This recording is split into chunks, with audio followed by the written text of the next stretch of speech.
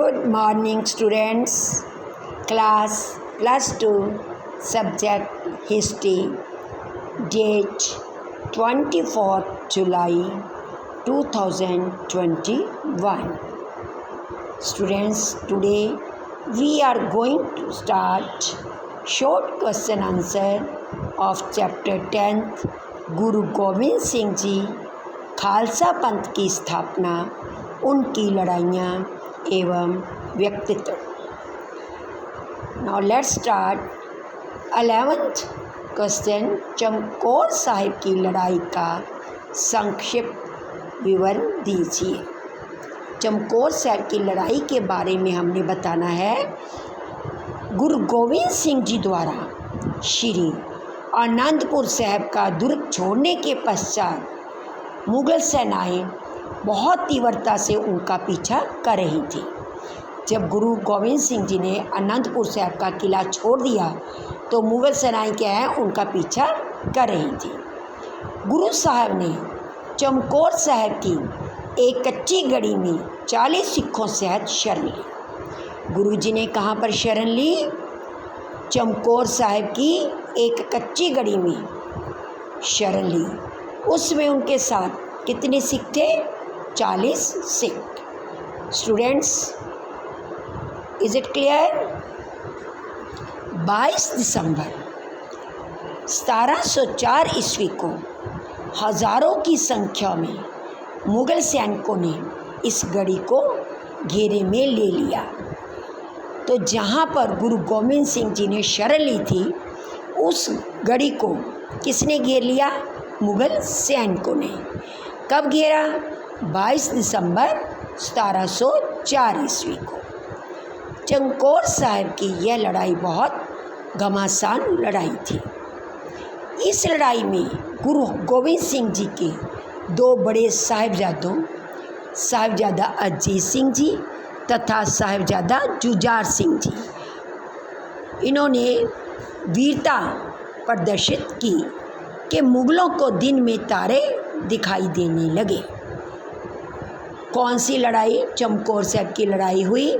इस लड़ाई में क्या किया? गुरु गोविंद सिंह जी के जो दो बड़े साहिबजादे थे, कौन से? साहिबजादा अजीत सिंह और साहिबजादा जुझार सिंह, उन्होंने मुग़लों को दिन में तारे दिखा दिए.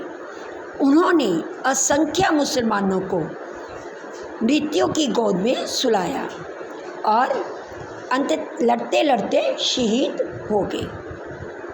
उन्होंने क्या किया? असंख्य, जिनकी कोई संख्या नहीं, मुसलमानों को मार दिया और फिर आप भी लड़ते लड़ते शहीद हो गए. चमकौर साहिब की इस लड़ाई में गुरु गोविंद सिंह जी के अधीन जो वीरता सिखों ने दिखाई, उसकी कोई अन्य उदाहरण मिलना बहुत कठिन है. इसका मतलब क्या है कि चमकौर साहिब में गुरु गोविंद सिंह जी के अधीन सिखों ने अपनी वीरता दिखाई. 5 सिखों के अनुरोध पर गुरु गोविंद सिंह जी ने चमकौर साहिब की गढ़ी को छोड़ दिया. 5 सिखों ने गुरु जी से ये प्रार्थना की कि अब आप इसको जो है चमकौर साहिब की गढ़ी किले को छोड़ दो. गढ़ी छोड़ते समय गुरु जी ने मुग़ल सेना को ताली बजाकर ललकारा, परंतु वह गुरु साहब का कुछ ना बिगाड़ सके. बच्चों, ये चमकौर साहब की लड़ाई का विवरण था. अब हम करने जा रहे हैं खिदराना की लड़ाई, जिसका दूसरा नाम क्या है? मुक्तसर साहिब.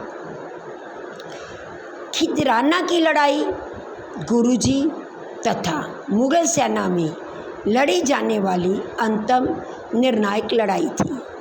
खिदराना की लड़ाई क्या थी? मुग़ल सेना के साथ गुरुजी की अंतिम लड़ाई थी.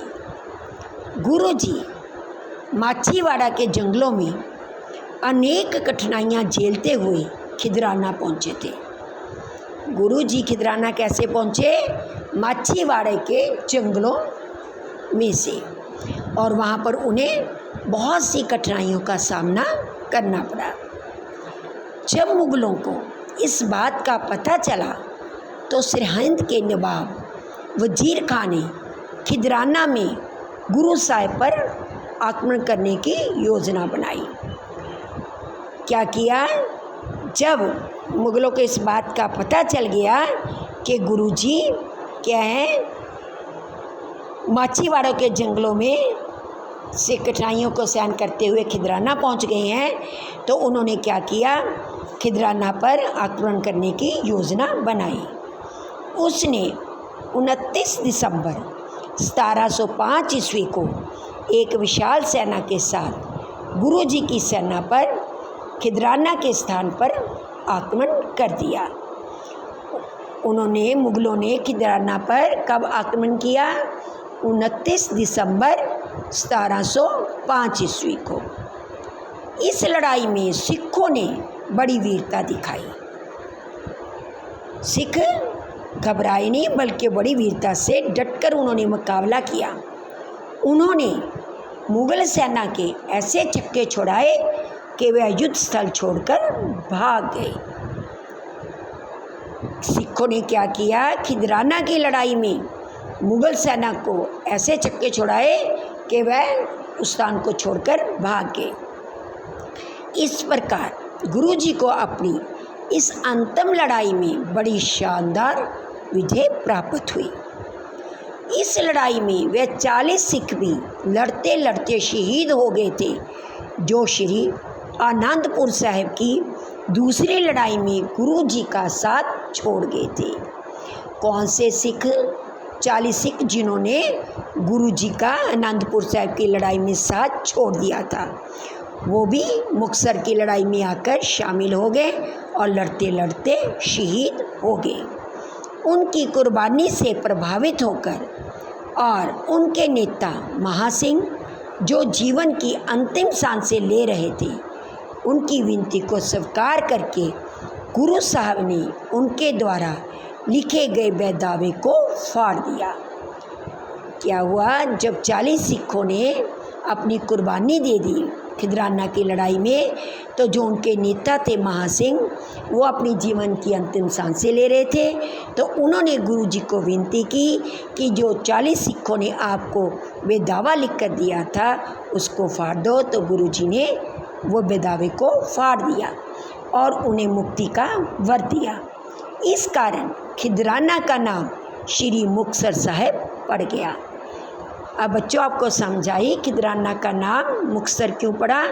क्योंकि 40 सिख जो आनंदपुर साहिब की दूसरी लड़ाई में गुरुजी का साथ छोड़ गए थे, उन्होंने खिदराना की लड़ाई में आकर गुरुजी का साथ दिया और वहाँ पर लड़ते लड़ते शहीद हो गए। इस कारण गुरुजी ने उनको मुक्ति का वर दिया और खिदराना का नाम श्री मुक्तसर साहिब पड़ गया। बच्चों, ये आपने क्वेश्चन आंसर